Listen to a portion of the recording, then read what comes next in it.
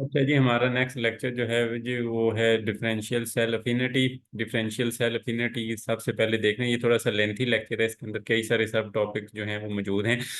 Differential cell affinity ऐसी है कि जिसके अंदर सेल जो हैं वो एक स्पेशल प्रेफरेंस या टेंडेंसी दिखाते हैं दूसरे सेल्स के साथ जुड़ने के लिए, यानी कि एक सेल दूसरे सेल्स के साथ अपने जैसे दूसरे सेल के साथ जुड़ते हैं, और ये इनकी माइग्रेशन होती है, मूवमेंट होती है, सॉर्टिंग होती है, और अल्टीमेटली फाइनल टिश्यू ऑर्गेनाइजेशन होती है। इनका रोल जो है वो डेवलपमेंट के अंदर बहुत ज़्यादा इंपॉर्टेंट है, जिसके अंदर वो कह लें एम्ब्रियोनिक डेवलपमेंट के अंदर, टिश्यू ऑर्गेनाइजेशन के अंदर, यानी कि एक जैसे सेल्स का मिलके एक स्पेशल टिश्यू बनाना, और सेल माइग्रेशन के अंदर जो सेल्स मूव करते हैं, हम पीछे पढ़ गए हैं जो डिफरेंट सेलुलर मूवमेंट्स थी। अच्छा जी, है कि इसका ड्यूरिंग डेवलपमेंट होता क्या है कि कुछ स्पेशल किस्म के सेल जिनके ऊपर स्पेशल मालिक्यूल होते हैं, वो इस तरह के दूसरे सेल्स मालिक्यूल को आइडेंटिफाई करते हैं, लोकेट करते हैं, और लोकेट करने के बाद उनको रिकॉग्नाइज करते हैं, फिर उनके साथ इंटरेक्शन करते हैं, और अल्टीमेटली सेल्स के साथ भी करते हैं, और एक्स्ट्रा सेलुलर मैट्रिक्स जो सेल्स के दरमियान में चीज़ें होती हैं, सेल्स होते हैं, उनके दरमियान में भी ये उनके साथ भी इंटरेक्ट करते हैं, और अल्टीमेटली जो है वो सेल सॉर्टिंग होती है। सेल सॉर्टिंग के बाद टिश्यू फार्मेशन होती है, फिर इसके बाद प्रॉपर सेलुलर ऑर्गेनाइजेशन होती है, यानी कि कई तरह के डिफरेंट सेल मिलके एक स्पेशल ऑर्गन बनाते हैं। ये एक जो है मौजूद है। अच्छा, अब इनका डिफरेंशियल सेल अफिनिटी जो है किस किस चीज़ को अफेक्ट करती है, जिसके अंदर एग्रीगेशन है, सॉर्टिंग है, माइग्रेशन है, ये सारी की सारी सेल्स की, और इस तरीके से सेल जो है वो ऑर्गेनाइज होते हैं, और कम्प्लेक्स स्ट्रक्चर जो है हमारे यानी कि पूरे ऑर्गन सिस्टम जो है वो बनाते हैं। इसके अलावा जो है अगर इनके अंदर कोई मसला आ जाए, डिस्ट्रप्शन आ जाए, या कोई तब्दीलियां आ जाएं सेलुलर अफिनिटी मैकेनिज्म के अंदर, तो इससे अब नॉर्मेलिटी या डिजीजेस क्रिएट होती हैं। अच्छा, इसकी अब कई सारी शक्लें हैं डिफरेंशियल सेल अफिनिटी की फॉर्म्स की। उसके अंदर हीमो टिपिक अफिनिटी है, यानी कि एक जैसे सेल्स का आपस में मिलना, जिनके ऊपर एक जैसे सेल एडहेजन मालिक्यूल हैं। सेल एडहेजन मालिक्यूल ऐसे मालिक्यूल होते हैं जो कि सेल्स को जोड़ने का काम करते हैं, वो आगे हम चल के पढ़ते हैं कि वो कौन कौन से मालिक्यूल। हेट्रोटिपिक अफिनिटी ऐसी होती है जिसमें ये मुख्तलिफ किस्म के मुख्तलिफ लीनिएजेस के सेल जो हैं आपस में इंटरेक्ट करते हैं, और एक दूसरे के साथ जुड़ते हैं, और ये टिश्यू बाउंड्री फार्मेशन के लिए और सेलुलर पॉपुलेशन की डिफरेंशिएशन के लिए इम्पोर्टेंट है। इसके बाद जो है कडहेरन बेस अफिनिटी है। कडहेरन बेस यानी कि कडहेरन एक स्पेशल ये एडहेजन मालिक्यूल है, सेड एडहेजन मालिक्यूल है, जो कि कैल्शियम डिपेंडेंट सेल्स को जोड़ते हैं, यानी कि जिन जिन के अंदर ये वाले मालिक्यूल मौजूद हैं सेल्स को, वो उस तरह के सेल्स को आपस में जोड़ने की कोशिश करते हैं। इस तरह के सेल्स को हम क्या कहते हैं, एडहेरेंट बेस अफिनिटी।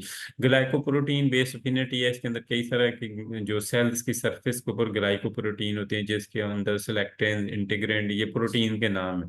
ये भी मुख्तलिफ सेल्स को जिनके ऊपर ये वाली प्रोटीन होती है आपस में जोड़ने का काम करती है। इसके अलावा chemical gradient driven base affinity होती है, यानी कि कई सारे केमिकल्स होते हैं जिनके अंदर जो है ये सेल्स की सरफेस के ऊपर ये केमिकल या तो अमाउंट में ज़्यादा होते हैं या कुछ थोड़े होते हैं।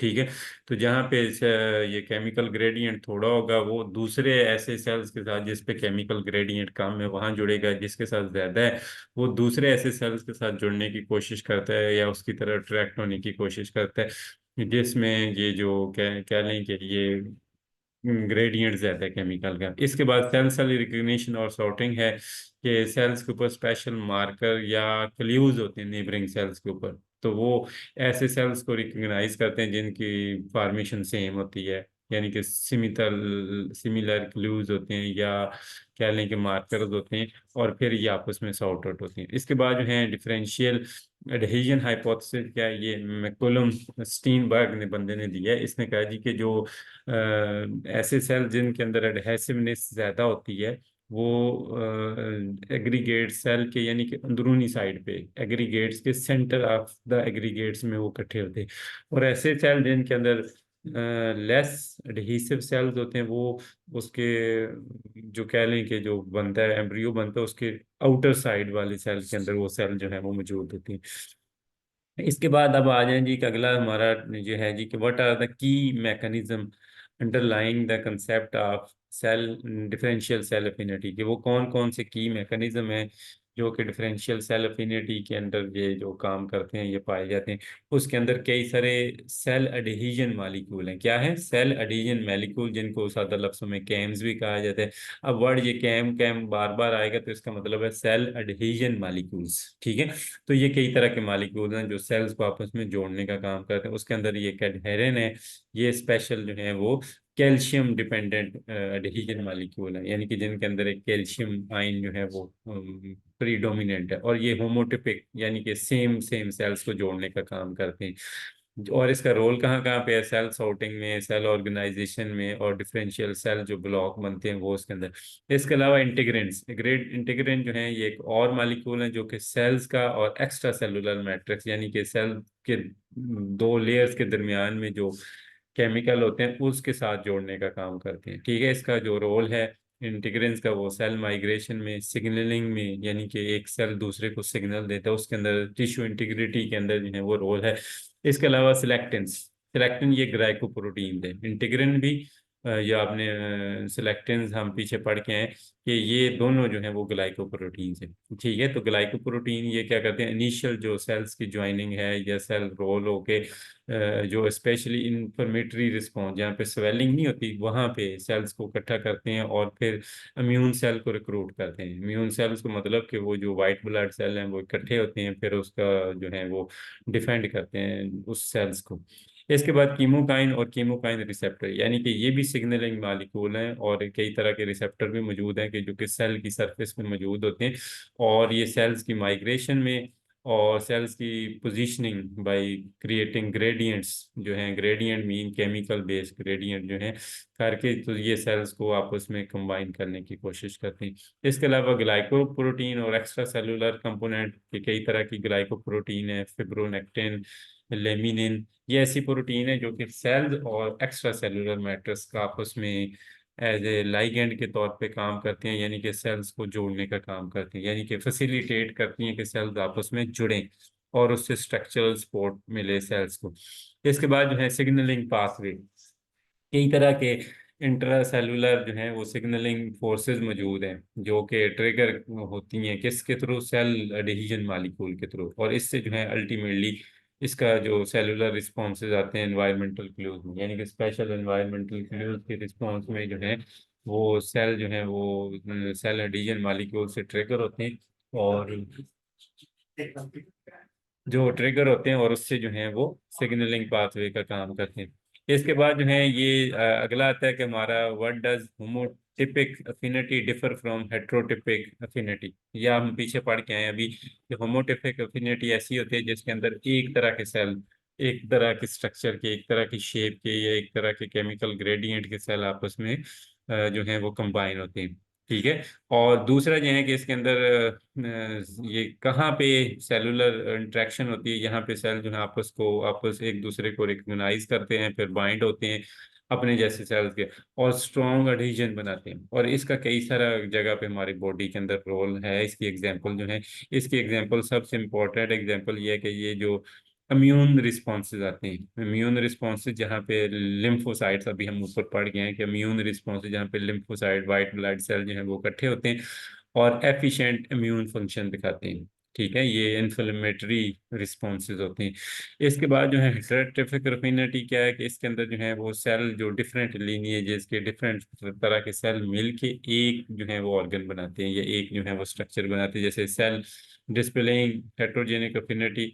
तो ये जो है अफिनिटी होती है कि अपने से हट के दूसरे जो से तरह के सेल्स के साथ जुड़ने वाली। तो इसके अंदर कई सारे टिश्यू जो बाउंड्री फार्मेशन होती है, segregation of various cell population होती है, इसके अलावा establishment of diverse cellular environment with tissue, तो ये इसकी वजह से होता है। इसकी एग्जांपल ये है कि जो डिफरेंट सेल आपस में इंटरेक्ट करके कम्प्लेक्स टिश्यू और ऑर्गन बनाते हैं। जैसे गुर्दा ले लें तो गुर्दे में अब कई तरह के सेल हैं, कॉर्टेक्स है, मैट्रिक्स है, और इस तरह के ऑर्गन। इस तरीके से आप फेफड़ा ले लें, जो है लंग्स ले लें, उसमें अल्वियोलाई भी हैं, और तरह के बड़े सारे सेल्स हैं जो कि वेन बनाते हैं, सेल्स बनाते हैं।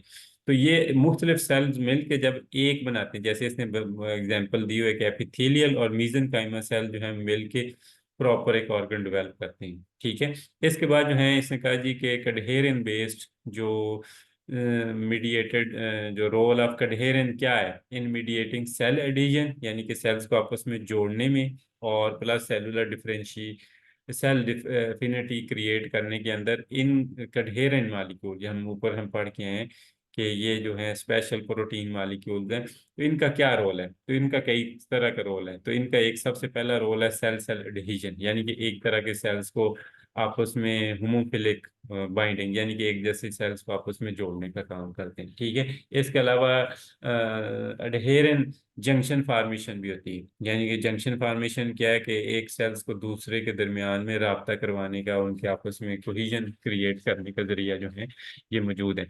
दूसरा ये है कि डिफरेंशियल सेल अफिनिटी इसका फंक्शन है इन केमिकल का। इससे क्या होता है कि जो मुख्तलिफ तरह के सेल एक जैसे सेल्स होते हैं वो इकट्ठे होकर एक ग्रुप बनाते हैं, फिर दूसरे तरह के सेल इकट्ठे होके इधर मेरे लगी हुई जरा कमरा नहीं छोटा जिहा, ये देखना चलता है कि नहीं। दूसरा जो है अब दूसरे तरह के सेल्स हैं तो वो अलग से सॉर्ट आउट होके एक अलग ग्रुप बनाते हैं। तीसरी तरह के सेल जो है वो अलग से सॉर्ट आउट होके एक अलग ग्रुप बनाते हैं। अच्छा, तो इस तरीके से टिश्यू कह लें कि सेग्रीगेशन होती है। चौथा जो है वो सेल सॉर्टिंग होती है। सेल्स भी मुख्तलिफ किस्मों के अलग अलग जगह पे इकट्ठे होते हैं, जिसको हम सेल सॉर्टिंग कहते हैं।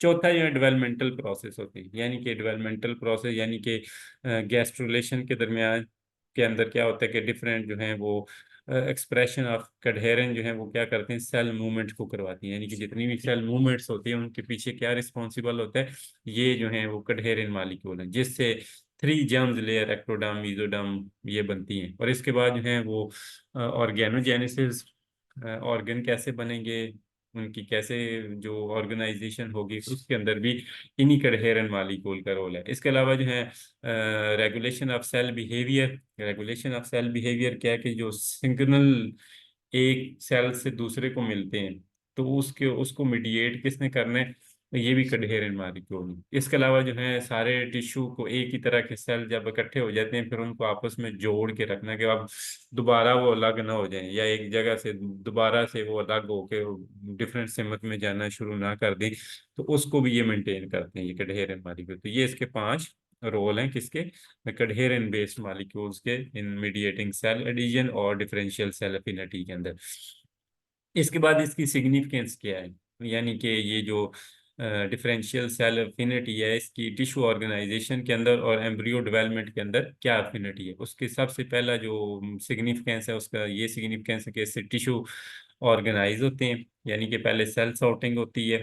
ठीक है, सेल सॉर्टिंग होके मतलब एक तरह के सेल एक जगह पे इकट्ठे होते हैं, फिर उन सेल्स के इर्द गिर्द एक टिश्यू बाउंड्री बनती है, यानी कि एक और तरह के सेल्स आके उन सिमिलर टाइप ऑफ सेल्स के इर्द गिर्द जो है वो इकट्ठे होते हैं, और इस तरीके से पूरा एक ऑर्गन जो है वो बनता है। तो ये किसका काम है, टिश्यू सेग्रीगेशन एंड ऑर्गेनाइजेशन, ये भी इस सेल अफिनिटी का सबसे पहला जो कह लें कि इम्पोर्टेंस है। दूसरी है कि इससे एम्ब्रियोनिक डेवलपमेंट होती है, यानी कि जो अर्ली गैस्ट्रुलेशन होती है, सेल्स की जो जितनी मूवमेंट्स होती है, यानी कि एक्टोडर्म मीजोडर्म बनती हैं, इससे भी पहले जो बाइलेमिनर डिस्क बनती है, फिर ट्राइलेमिनर डिस्क बनती है, फिर इसके बाद जो है वो डिफरेंट सेल्स जो है वो सेल्स जो है मूव करते हैं डिफरेंट लेयर्स में, वो प्लस जो है इसके अंदर ये लेयर फार्मेशन, ये सारी की सारी किसकी वजह से, इस सेलुलर अफिनिटी की वजह से। दूसरा, ऑर्गेनोजेनेसिस के जो ऑर्गन बनते हैं, यानी कि इन 3 लेयर से अगली जो फर्दर काम है कि सेल और मजीद डिफ्रेंशिएट होते हैं और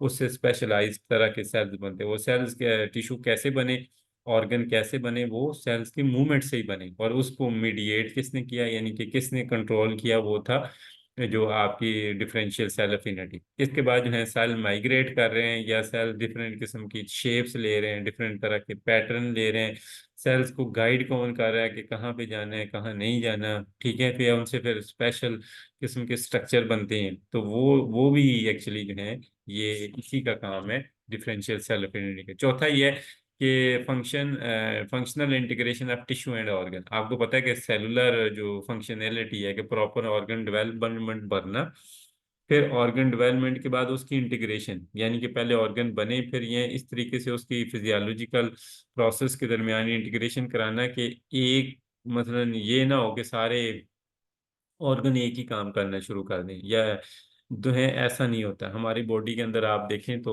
एक ऐसा सिस्टम अल्लाह ने बनाया कि जो है हर एक ऑर्गन एक स्पेशल टाइप का फंक्शन करता है, और सारे फंक्शन को करने के लिए हमारी बॉडी के अंदर सारे ऑर्गन मौजूद हैं। फिर ये नहीं होता कि उनकी आपस में कोई कन्फ्लिक्ट नहीं आता, यानी कि इंटीग्रेटेड है उसके सेल्स की, कि फेफड़े ने हवा को साफ करना है, किडनी ने नाइट्रोजनस मटेरियल को निकालना है, ठीक है, लिवर ने जो है वो खून बनाना है, सफाई करनी है, ठीक है, ब्लड की।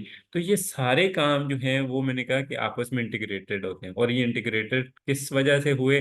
ये डिफरेंशियल सेल अफिनिटी के। और इसके बाद जो है टिश्यू आपस में कि उसी शेप में जब एक दफा जुड़ गए दोबारा फिर एक दूसरे से अलग नहीं होते, यानी कि इंटीग्रेटेड रहते हैं। तो इसकी मेंटेनेंस भी इसी का काम है।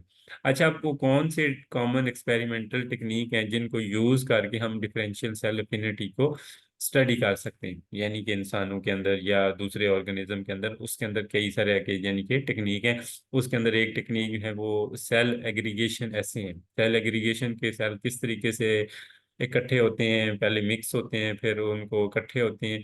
तो ये जो है इसकी टेंडेंसी चेक करने के लिए डिफरेंट एग्रीगेट्स जो हैं, सेल्स के एग्रीगेट को इन एम्ब्रियोनिक लेवल के ऊपर स्टडी किया जाता है, ठीक है।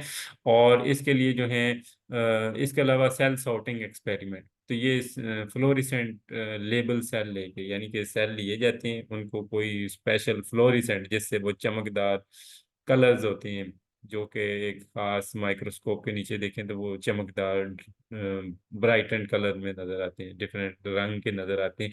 तो उनको वो कलर किए जाते हैं, और कलर करने के बाद उसके बाद देखा जाता है कि कैसे एक तरह के सेल आपस में इकट्ठे होते हैं विद डिफरेंट एडहेजन प्रोफाइल्स में, ठीक है। और उसको ऑब्जर्व कैसे किया जाता है? वो फ्लोरेसेंट एक्टिवेटेड सेल सॉर्टिंग को देखा जाता है कि वो कैसे होती है, यानी कि सेल कैसे एक तरह के सेल इकट्ठे होते हैं जिसको होमोटिपिक हमने अफिनिटी का, या कैसे डिफरेंट तरह के सेल्स आपस में इकट्ठे होते हैं और पूरा एक ऑर्गन बनाते हैं। इसके अंदर ये है कई तरह के, ये मैंने कहा कि फ्लोरेसेंट लेबल यूज करके जो है हम सेल्स की बिहेवियर को स्टडी करते हैं। इसके बाद लाइव इमेजिंग। लाइव इमेजिंग क्या है कि हमने क्या करने के, हमारे पास कॉन्फोकल या फ्लोरेसेंस माइक्रोस्कोप है, जो कि इंतहाई कह लें कि डिटेल्स के लेवल के ऊपर हम जो है नीचे कल्चर करके सेल्स को या एम्ब्रियो को कल्चर करके उसके ऊपर माइक्रोस्कोप के साथ लाइव जो है वो कैमरा ऊपर फिटेड होता है, उसके थ्रू हम लाइव चेक कर सकते हैं कि जी कैसे सेल्स मूव करके एक लेयर से दूसरी में जा रहे हैं, और फिर कैसे एक तरह के सेल आपस में इकट्ठे हो रहे हैं। इसके बाद genetic manipulation of adhesion molecule है कि आजकल जो है बड़ी सारी जीन एडिटिंग टेक्निक है जिसके थ्रू हम जीन्स को अपनी मर्जी से चेंज कर सकते हैं, एडिट कर सकते हैं। उसके अंदर कई सारी टेक्निक है जिनमें दो बड़ी आजकल इनोवेटिव टेक्निक है, क्रिस्पर कैस नाइन, ये टेक्निक जो है वो इनका इस्तेमाल करके हम जो है मुख्तलिफ एडहेजन मालिक्यूल के फंक्शन को चेक करते हैं कि कैसे ये डिफरेंशियल सेल अफिनिटी में अपना रोल प्ले करते हैं।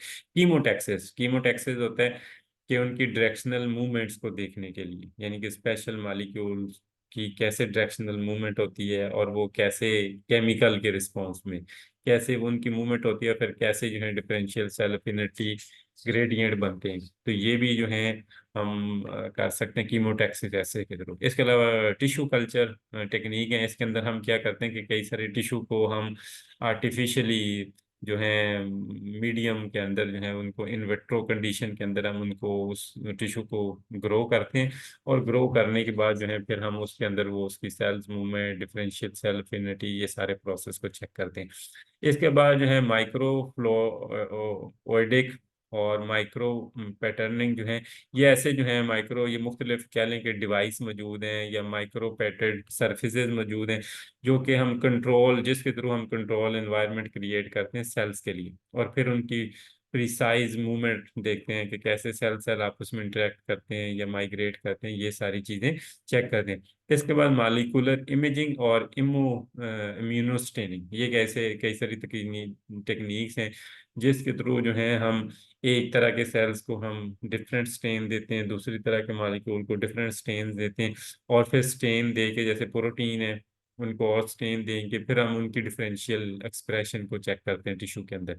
इसके बाद ट्रांसजेनिक एनिमल मॉडल भी हैं, यानी कि हम कई सारे उन्हीं के क्या क्या कहते हैं कि मालिक्यूल, स्पेसिफिक एडहेजन मालिक्यूल के अंदर या तो उसका कुछ ज्यादा ऐड कर देते हैं मालिक्यूल्स, वही यानी कि नॉर्मल अमाउंट से ज़्यादा ऐड कर देते हैं, या कुछ जो है सेल एडिशन मालिक्यूल को डिलीट करके फिर चेक करते हैं कि इससे क्या इम्पैक्ट होगा मालिक्यूलर मूवमेंट्स के ऊपर, सेल मूवमेंट के ऊपर, और इससे जो differential cell affinity in vivo यानी कि कंट्रोल कंडीशन में कैसी होगी। तो ये ट्रांसजेनिक ऑर्गेनिज्म के अंदर करके देखा है छोटे लेवल के ऊपर, यानी कि जो लैब के अंदर। ठीक है। इसके बाद मैकेनिकल और बायो फिजिकल ऐसे मौजूद हैं। इसके अंदर जो माइक्रोस्कोपी है, अट्रैक्शन फोर्स माइक्रोस्कोपी है, ये हम यूज़ करते हैं मैकेनिकल प्रॉपर्टी सेल्स की चेक करने के लिए, और उनका फिजिकल फोर्सेस के रिस्पॉन्स में, एनवायरनमेंट के फोर्सेस के रिस्पॉन्स में उनका कैसे रिस्पॉन्सेज वो देते हैं, तो ये हम सारी चेक करते हैं। अच्छा, अब क्या है कि कई सारी, मैंने कहा कि बीमारियां या कई सारी डेवलपमेंटल अबनॉर्मेलिटी वो होती हैं, कब होती हैं? जब डिफरेंशियल सेल अफिनिटी सही नहीं होती, यानी कि डिफरेंशियल सेल मैकेनिज्म के अंदर कोई ना कोई प्रॉब्लम आ जाता है, डिसरप्शन आ जाती है या अल्टरेशन आ जाती है। तो उससे क्या क्या प्रॉब्लम होती है? तो उसके अंदर जो है सबसे पहला प्रॉब्लम जो है वो है जी कैंसर मेटास्टेसिस।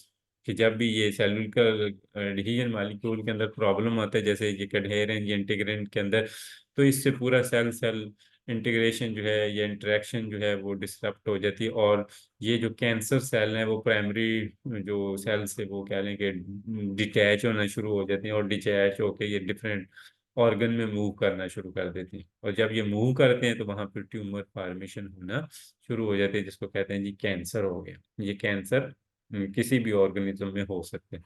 इसके बाद है बर्थ डिफेक्ट। अगर सेल जो है वो मूवमेंट सही ना हुई, सेल सॉर्टिंग सही ना हुई, या टिश्यू ऑर्गेनाइजेशन जब एम्ब्रियो जेनेसिस हो रही थी, एम्ब्रियो बन रहा था, ठीक है, तो इसके अंदर जो है फॉर कई तरह के बर्थ डिफेक्ट्स आ सकते हैं, क्योंकि सेल ने एक खास डेस्टिनेशन पे पहुंचना था, वहां पे सेल नहीं पहुंचे, जब नहीं पहुंचे तो वो जो ऑर्गन है वो प्रॉपरली नहीं बन सकेगा। ठीक है, जैसे इसने कहा जी कि न्यूरल ट्यूब डिफेक्ट्स के अंदर क्या होता है कि स्पाइना बाइफिडा होता है, जिसके through impaired differential cell affinity होती है, और न्यूरल ट्यूब जो है वो क्लोज हो जाती है, यानी कि प्रॉपर तरीके से दिमाग या हराम मगज जो है नहीं बनता। ठीक है। इसके बाद कार्डियोवैस्कुलर प्रॉब्लम होती है, कि जो हमारा जब हार्ट बनता था, ठीक है, हार्ट के स्ट्रक्चर की जब डेवलपमेंट हो रही होती है, अगर उस प्रॉब्लम पे सेल एडिशन मालिक्यूलर मैकेनिज्म के अंदर आ जाए, तो फिर हमें हार्ट से रिलेटेड कई सारे प्रॉब्लम होना शुरू हो जाते हैं, कि हार्ट प्रॉपर डेवलप नहीं हुआ है, दिल के अंदर सुराख है, सही, दिल की स्पीड ज़्यादा है, दिल की स्पीड कम है, तो ऐसे कई तरह के प्रॉब्लम आ सकते हैं, जिसको हम कार्डियोवैस्कुलर। इसके बाद न्यूरो डेवलपमेंटल डिसऑर्डर हो सकते हैं, कि इन्हीं अगर सेल एडिशन मालिक्यूल के अंदर अगर प्रॉब्लम आ गया किसी न किसी स्टेज के ऊपर, तो फिर डेफिनेटली जो है न्यूरल सेल जो माइग्रेशन है, सिनेप्सिस फॉर्मेशन है, तो ये सही नहीं हो सकेगी। जब सही नहीं हो सकेगी तो न्यूरल डेवलपमेंटल प्रॉब्लम हो, जिसमें ऑटिज्म है, ठीक है, लोग भूल जाते हैं, या लोग कलर नहीं पहचान सकते, कलर में डिफरेंशिएट नहीं कर सकते, ऐसे कई तरह के प्रॉब्लम जो है वो दिमागी से रिलेटेड। इसके अलावा एपिथेलियल मीजन ट्रांजिशन, क्या आपने ये भी है कि एपिथेलियल सेल जो है वो अपनी पोलैरिटी लूज करते हैं, और अडहेजन करेक्टरिस्टिक्स के थ्रू जो है वो मोर लाइक मीजन काइमा बनना शुरू हो जाते हैं। तो अगर इसके अंदर ये जो ट्रांजिशन हो रही है एपिथेलियल सेल से मीजन काइमा, जो सेल्स के अंदर ट्रांजिशन है, तब्दीली है, इसके अंदर अगर डिसरेगुलेशन हो जाए, तो फिर उसके अंदर जो है कई तरह के प्रॉब्लम आ जाते हैं, losses to the tissue fibrosis, या ऑर्गन डिसफंक्शन, ऑर्गन काम करना शुरू नहीं करते, या कैंसर बढ़ना शुरू हो जाता है, ऐसे कई तरह के प्रॉब्लम जो आते हैं। इसके अलावा जो है अगर इन्हीं सेल सेल एडिशन के अंदर चेंजेस होना शुरू हो जाए किसी केमिकल इम्पैक्ट की वजह से, एनवायरमेंटल इम्पैक्ट की वजह से, तो सेल जो है वो डिसइंटीग्रेट होना शुरू हो जाते हैं, यानी कि टिश्यू इंटीग्रिटी इंटीग्रेट होना शुरू हो जाती है, या रीजनरेशन इंटीग्रेट होना शुरू हो जाती है। तो उससे क्या होता है कि उससे कई जो है आर्थरो जो ओस्टियो आर्थराइटिस होता है, कि बोन कमजोर होना शुरू हो जाती है। यानी कि आप देखें ना कि बोन्स को अगर तो सही सही सेल अफिनिटी होगी, तो बोन जुड़ी रहेंगी सेल्स के अंदर, कभी भी कह लें कि कमजोर नहीं होंगी, वो स्ट्रोंग ही रहेंगी मरते दम तक। ठीक है। इसके बाद जो है ये जो रीजनरेशन है, एजिंग आना शुरू हो जाती है। कुछ लोगों को ऐसे केमिकल यूज करते हैं या एनवायरमेंटल फैक्टर की वजह से उनकी स्किन जो है वो रीजनरेट नहीं करती। जब रीजनरेट नहीं करती तो ऐसे लोगों को पे जवानी में ही बुढ़ापा आ जाता है, यानी कि उनकी झुर्रियां पड़ जाती हैं, छाइयाँ पड़ गई, ये वो। तो इस तरह के कई तरह के प्रॉब्लम हो सकती हैं। ये टिश्यू रीजनरेशन या एजिंग से इसके अलावा इम्यून सिस्टम डिसऑर्डर है। इम्यून सिस्टम डिसऑर्डर के अंदर होता है इन्फ्लेमेटरी बाउल डिजीज है, कि यहाँ पे जो है डिसरेगुलेटेड इम्यून सेल्स इंटीग्रेट नहीं हो पाते। ठीक है, यानी कि ऐसे मालिक्यूल होते हैं कि जिसके थ्रू जो है इंटीग्रिटी इफेक्ट होती है, और फिर वो जो कह लें कि पूरा गट या आपका इम्यून सिस्टम जो है वो काम करना छोड़ देता है, या काम करता है मगर थोड़ा काम करता है, सारे बैक्टीरिया को या पैथोजन को सही तरीके से किल नहीं कर सकता। उसके थ्रू भी प्रॉब्लम आ सकते हैं। आगे हमारा सवाल आता है कि ये सेल सेल एडहेजन मालिक्यूल होते क्या हैं। ये मैंने कहा कि एक डाइवर्स ग्रुप ऑफ प्रोटीन्स हैं जो कि सेल्स की सरफेस पे मौजूद होती हैं।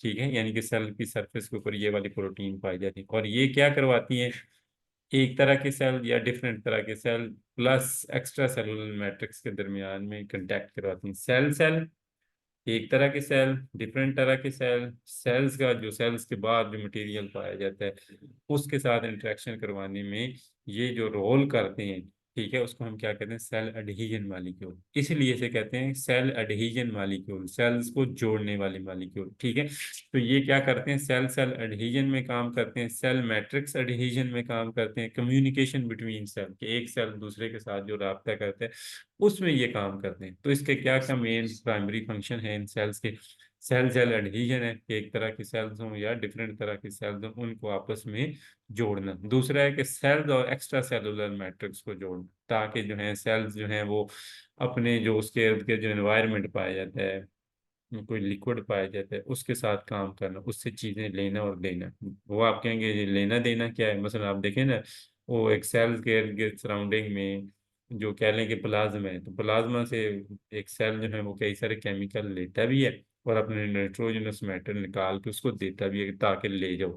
ठीक है, इसके बाद टिश्यू ऑर्गेनाइजेशन और मॉर्फोजेनेसिस, कि टिश्यू को बनाने में और अल्टीमेटली पूरा ऑर्गन बनाने के अंदर ये जो है कि उसके अंदर जो जो प्रोसेस होंगे, सेल सॉर्टिंग होगी, यानी कि सेल्स का एक जैसे सेल्स का अलग होना, माइग्रेशन होना, फिर उनकी एक शेप बनना और पूरा टिश्यू स्ट्रक्चर बनना, ये सारा किसका काम है, ये इनका ही काम है। इसके अलावा सिग्नलिंग ट्रांसडक्शन, कि एक सेल दूसरे के साथ राब्ता करता है, एक सेल दूसरे के बिहेवियर को चेंज करता है, एक जो है जीन एक्सप्रेशन को चेंज करता है, या उसकी अल्टीमेटली सेल फेट को डिटरमिन में हेल्प करने में भी काम ये कौन करते हैं, सेल एडहेजन मालिक्यूल। इसके अलावा इम्यून रिस्पॉन्सेज, आपको पता है जब भी हमारी बॉडी के अंदर कुछ गलत होता है, यानी कि कोई केमिकल आ जाता है, कोई कह लें कि एक्स्ट्रा बॉडी आ जाता है, एक्स्ट्रा सेलुलर बॉडी, जैसे वायरस, कोई बैक्टीरिया, कोई फंजाई, तो उसमें क्या करते हैं कि इनको इम्यून सेल्स को हमने क्या करना है उस वक्त रिक्रूट करना है, फिर इसके बाद उसकी माइग्रेशन करवानी है, फिर वहां पे इम्यूनोलॉजिकल रिस्पॉन्सेज शो करवानी है ताकि उसको किल किया जा सके। इसके अलावा बॉन्ड हीलिंग और रीजनरेशन, ठीक है, ये भी इनका काम है। ठीक है, इसका क्या काम है कि इन्होंने जब कभी भी कहीं जख्म हो जाएगा या जो हमारी स्किन के सेल कंटिन्यूसली आपको पता है डैमेज भी होते रहते हैं, इस तरीके से नए सेल भी बनते रहते हैं, और वो किसके कंट्रोल में होते हैं, वो भी मैंने कहा कि ये सेल एडहीजन मालिक्यूल में होते हैं। ये ग्रुप हैं जिसके मैंने बताया कि ये ऊपर वाले तीन तो आप पढ़ा है, ये चौथा जो है वो इम्यूनोग्लोबुलिन लाइक एडहीजन मालिक्यूल है जो कि सेल सेल इंटरेक्शन में रोल प्ले करते हैं।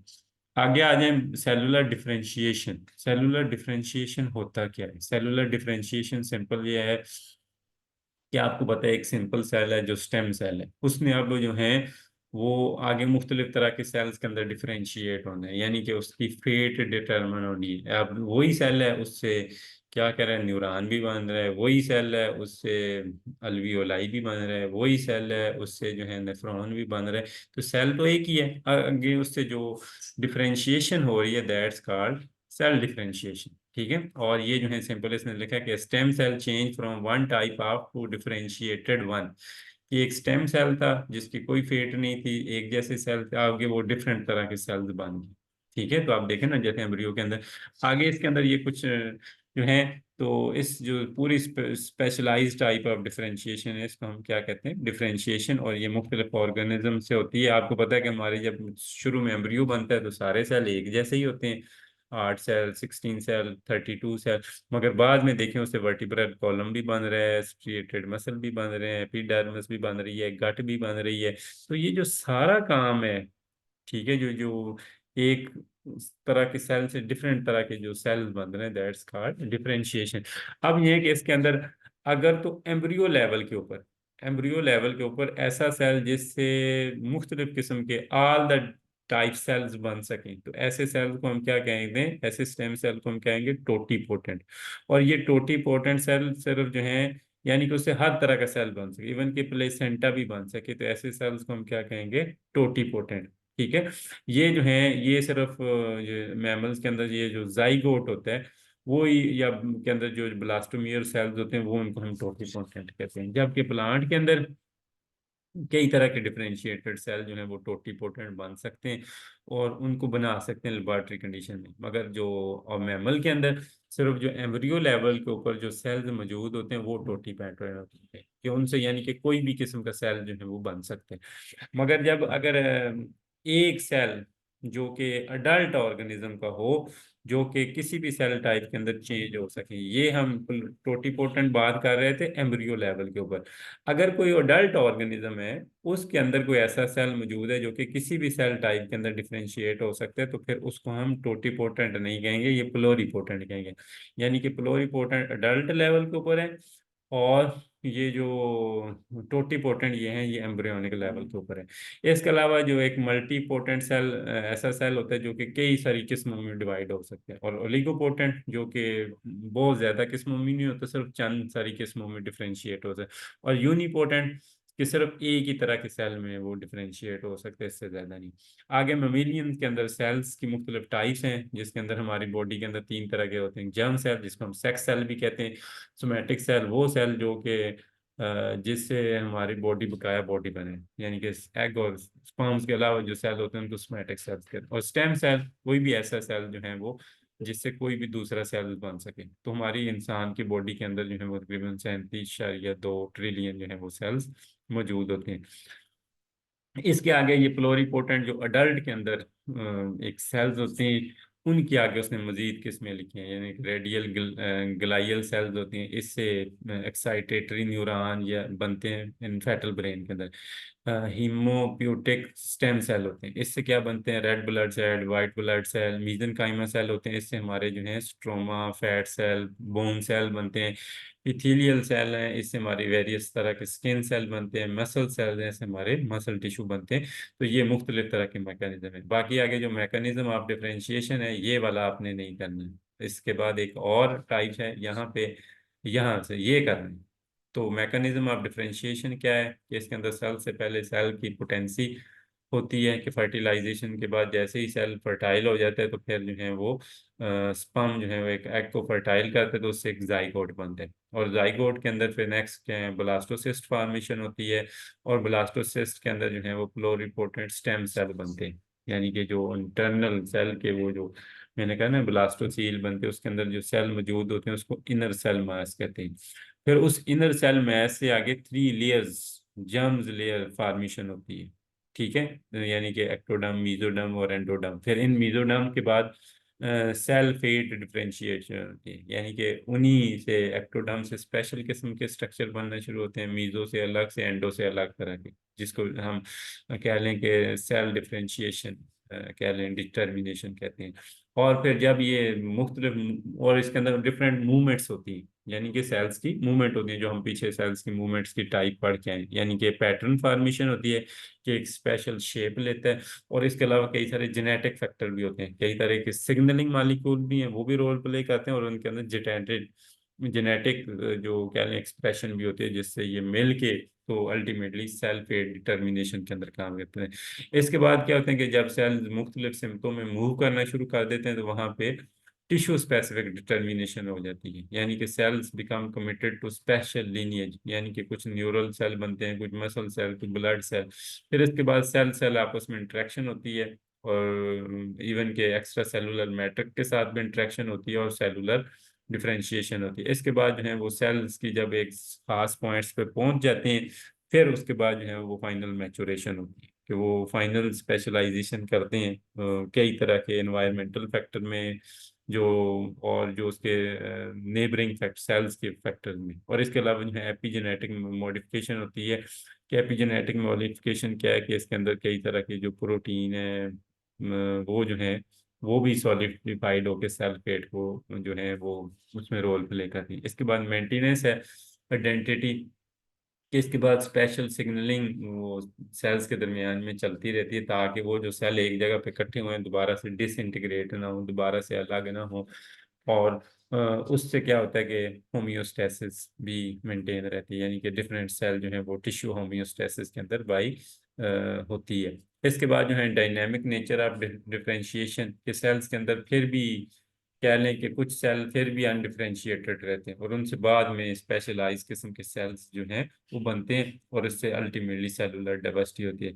और इसके बाद जो है जो अगला मैकेनिज्म है कि रेगुलेशन और मेंटेनेंस है, कि जो एक टिश्यू या ऑर्गन बन चुका है अब उसकी मेंटेन है। बस एक मिनट,